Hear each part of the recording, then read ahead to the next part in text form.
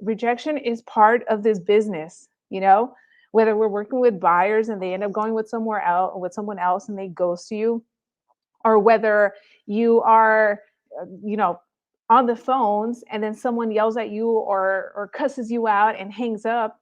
Like, it's just a part of the business. I was never like a pro on the phone, but I can tell you that over time I got thick skin, and I knew that that next person could be that yes that would be able to allow me to set an appointment with them, meet up with them, and I could get that property sold. So one of my very first listings that I ever got, I was calling expireds, and I made it a goal to talk to at least 30 people every single day. 30 people. If you're not talking to at least 10 people a day, at least start there. Because again, the more people you talk to every single day, the closer you're going to get to that person that needs your help. And even earlier this morning, I was on a role play session with a Mike Ferry coach. I promoted it on my Facebook group.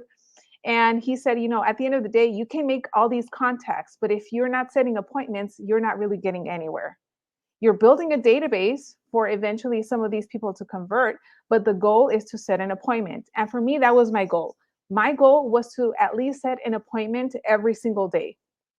Now, that may be too much for you. Maybe you want to set your goal to set at least one appointment a week.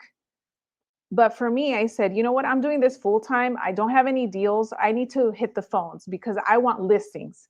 So I was making 30 contacts every day. And this specific day that I'm going to share with you, I remember that it was around 4 o'clock and I wanted to just hang up already. I wanted to stop because I kept on getting people that were upset and aggravated. And then I got to this phone call, and it was an older gentleman. And he said, "Oh, you realtors sound the same. You're all horrible." And here's the thing, when you hear someone on the phone kind of go off, it's because they probably had a bad experience. And many times they are still motivated to sell. So if someone is staying on the phone with you, is because they probably had some type of motivation. And because they didn't sell, that affects now their plans or what they wanted to do or even their life. So in this case, the gentleman, he kept on talking bad about realtors. I saw that he had been on the market for like 200 plus days, which now got me curious as to what happened. So I just started asking open-ended questions. I asked, I see that you were on the market for over 200 days. What happened? What do you think stopped the home from selling? Where would you be moving to next?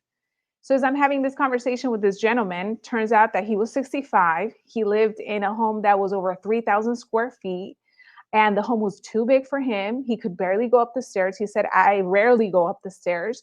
So I knew that this gentleman needed to sell, not because I wanted to get a listing and a paycheck, but because this man's health was on the line. If he stayed in that house, he could possibly fall and break a hip, or something worse could happen.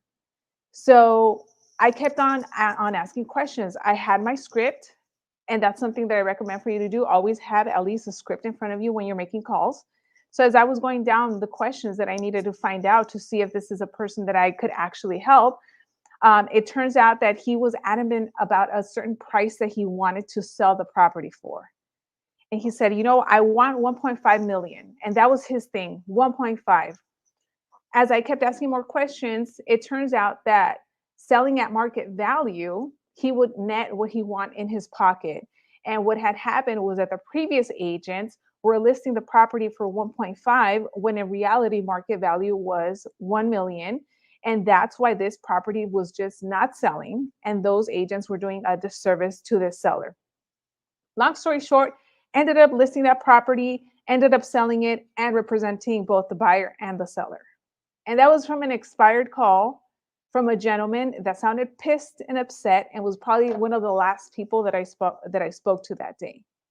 So many of you, maybe you have started making calls, or maybe you tried making calls and someone was rude to you on the phone, and then you just decided to hang up or give up on it because, I don't know, they hurt your feelings. In this business, look, people are going to hurt your feelings. That's why you can never take any of this to heart. Don't take it personal. You can't be emotionally invested in this because, you know, you can have a bad conversation and then that next conversation you're going to get someone that says, "You know what, Loida?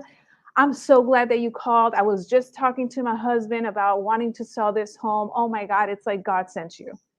How conversations like that happen.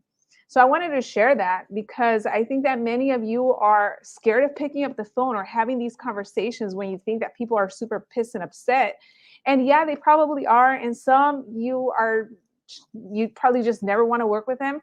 But there will be some that, as long as you continue hearing them, they're going to tell you their entire life story and why they needed to sell and what's important to them.